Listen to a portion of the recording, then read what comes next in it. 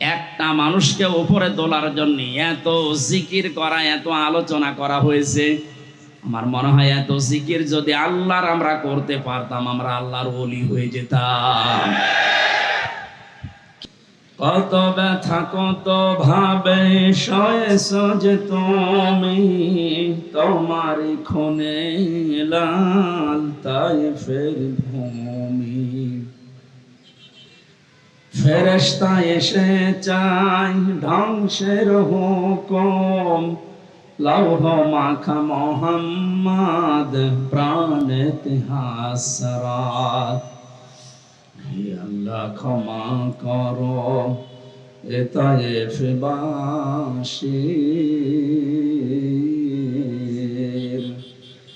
এরা বোঝেনি তো আমি যে মোহাম্মদ, হৃদয়ে মোহাম্মদ। আলহামদুলিল্লাহ।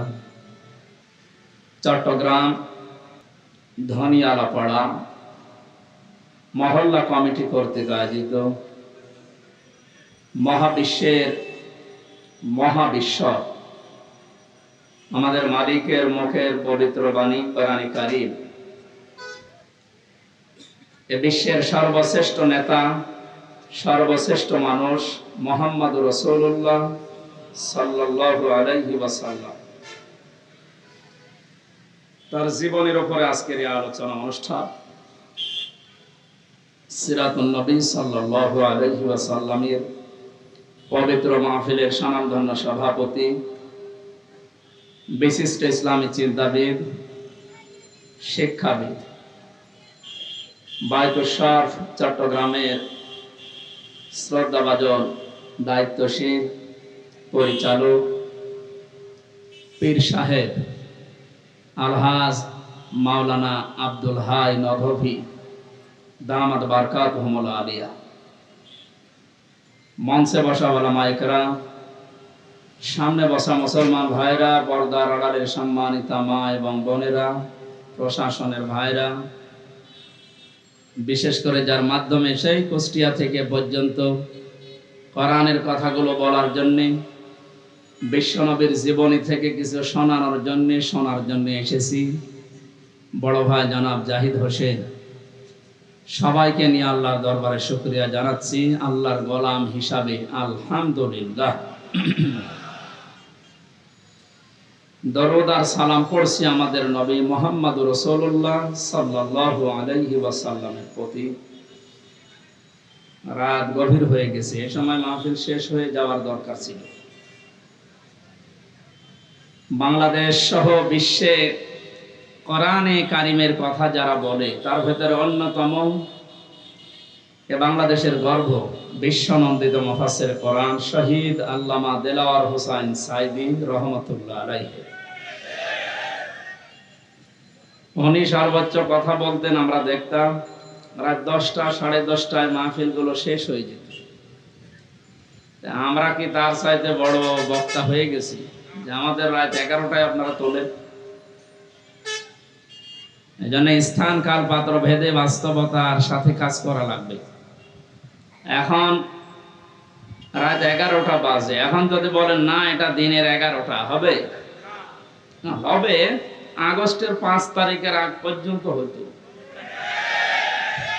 একটা মানুষকে আমরা দেখতাম, উনি যা বলতো ও সত্য হোক মিথ্যা হোক ওইটাই।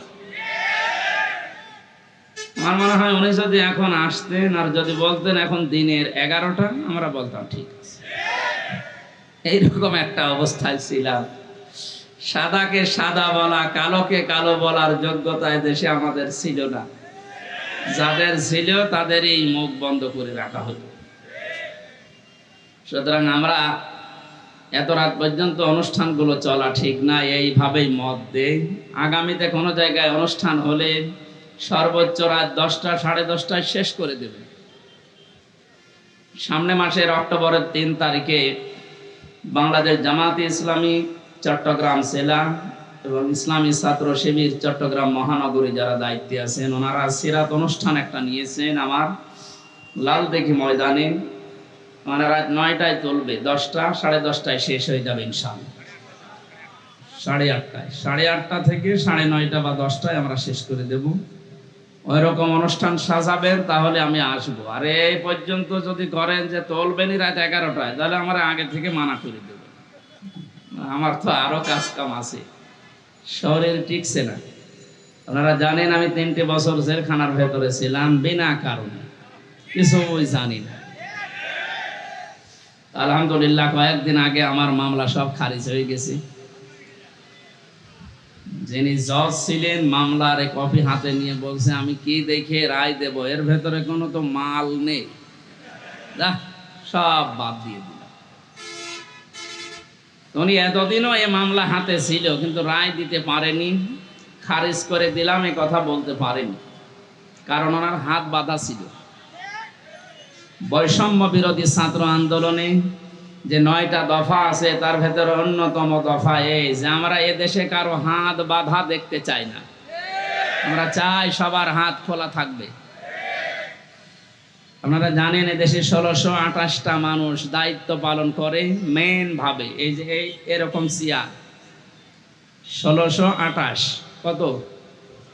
এর ভেতরে 1627টা চেয়ারের হাত বাঁধা ছিল, শুধু যিনি হাজী সাহেবা ওনার হাতটা খোলা ছিল। যেহেতু হাত খোলা ছিল, যখন যা মনে করতো তাই করত। আর বাকি সে কাওয়া কাকু থেকে শুরু করে এই হাসাও মাহমুদ পর্যন্ত, আর আমাদের কুষ্টিয়ার হানিফ সহ যারা এই দেশের চেয়ারে ছিল, সব যাই বলেন সব চাপার উপরে। এইটাই বাস্তবতা। আপনি মন খারাপ করেন আর মন ভালো করেন, এইটাই বাস্তবতা ছিল। ওনাদের সবার হাত বাঁধা ছিল। কি ছিল? যেহেতু এখন হাত সবার খোলা হয়ে গেছে, আমরা চাই কিয়ামতের আগে দেশে যেন কারো হাত আর বাঁধা না থাকে। যারা যেখানে দায়িত্ব পালন করবে, হাত খোলা অবস্থায় শহীদ আবু সাইদের মতো যেন হাত মেলে দিতে পারে ইনশাআল্লাহ। দল মত জাতি বর্ণ ধর্ম নির্বিশেষে এই অনুষ্ঠানটা আজকে শুধু বাংলাদেশ জামাত ইসলামী আর ছাত্র শিবিরের না, সবার জন্য। হাদা বায়ানুল লিন্নাস হুদাল লিন্নাস। কোরআনে কারীম যেমন সবার জন্য, আজকের এই আলোচনাও হবে সবার জন্য। গত কয়েকদিন আগে দিনাজপুর শহরে 10 জন মানুষ মুসলমান হয়েছে এক স্টেজে আমার কাছে। কোরআনে কারীমের আলোচনা তাদের কাছে ভালো লেগেছে, তারা পছন্দ করেছে, আর আল্লাহ পাক হেদায়েত দিয়েছে। আমরা যেন ওই রকম নিয়ত নিয়ে শুনি যে আমরা যেন হেদায়েত যা পেয়েছি আরো উপরে যেতে পারি। নাকি আমার মতো আপনার মতো কোরআনে কারীম শুনেছিল আব্দুল্লাহ বিন ওবাই, কিন্তু হেদায়েত পায়নি। বলেন না কেন? তারও আমার মতো দাড়ি ছিল, জুব্বা ছিল, পাগড়ি ছিল, হাতে তসবিহ ছিল, নবীর পেছনে নামাজ পড়তো। আপনি নামাজ পড়েন হয়তো বাইতুল শরফে, সে নামাজ পড়তো কাবা শরীফে আর মসজিদে নববীতে। সে নবীদের সাথে ইফতারি করতো রোজাকা অবস্থায়। কোথায় পৌঁছিয়েছিল বলেন তো? কিন্তু হেদায়েত পায়নি। মারা যাওয়ার পরে তার জানাজার নামাজ পর্যন্ত রাসূলুল্লাহকে আল্লাহ পড়তে দেয়নি। ও বলছে সুবহানাল্লাহ। কোন এলাকায় আসলাম? এটা লোকের জানাজার নামাজ পড়তে দিচ্ছে না, যদি সুবহানাল্লাহ বলে। এখানকার শ্রোতা তো মনে হচ্ছে সেরকম মানের শ্রোতা না, এরা তো কখন সুবহানাল্লাহ কখন নাউজুবিল্লাহ। এক লোকের কাছে দোকানে যে লোকজন বলছে চাচা আপনি চা খান, আপনার ছেলে তো এ প্লাস পেয়েছে, বলছে নাউজুবিল্লাহ।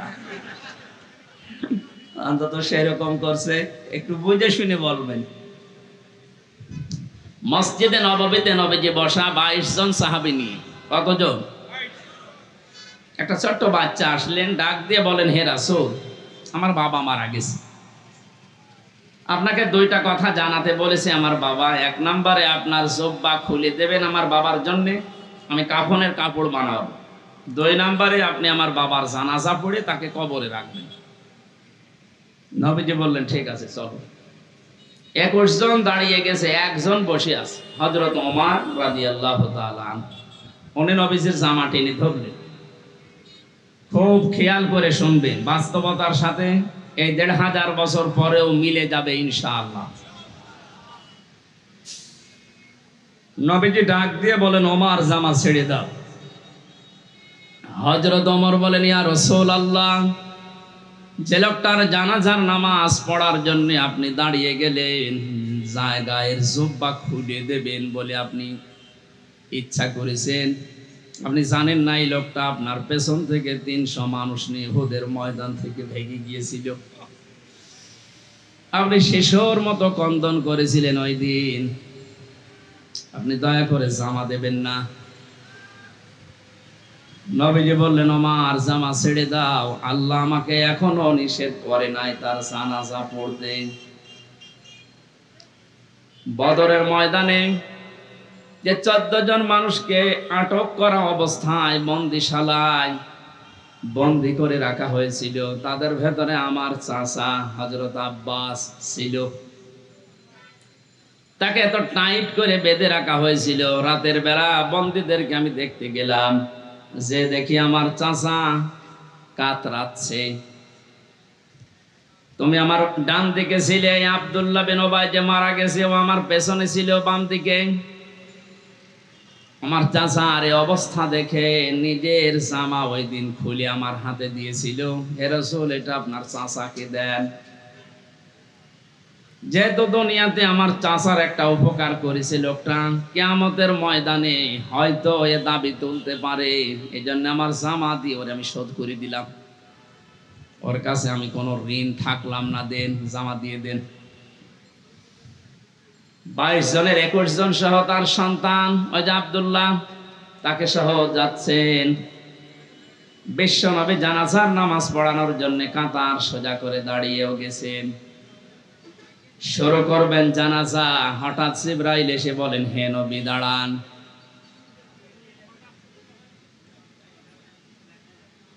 ইস্তাগফির লাহুম আও লা তাস্তাগফির লাহুম ইন তাস্তাগফির লাহুম ৭০ মাররাতান ফালাই ইয়াগফিরাল্লাহু লাহুম ইলা আখিরি আয়াত।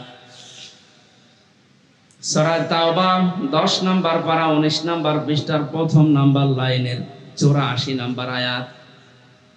এটা ৮০ নম্বর আয়াত। প্রথম অংশে আল্লাহ জানিয়েছেন নামাজে দাঁড়াবো আমি, হঠাৎ জিবরাইল আমাকে বলে, হে নবী, আপনি এই মানুষটার জন্য যদি ক্ষমা চান আর ক্ষমা না চান, দুইটাই সমান হবে।